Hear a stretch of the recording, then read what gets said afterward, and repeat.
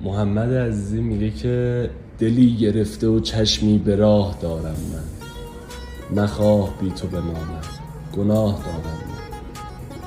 به رغم خانه خرابی و در به در شدنم، چه بیت ها که از آن یک نگاه دارم من. غمت به زندگیم رنگ تازه بخشیده است، غمت به زندگیم رنگ تازه بخشیده است. سپید مویم و بختی سیاه دارم من. به لطف دائم ساقی دست و دل باز است، اگر که حال خوشی گاه گاه دارم من.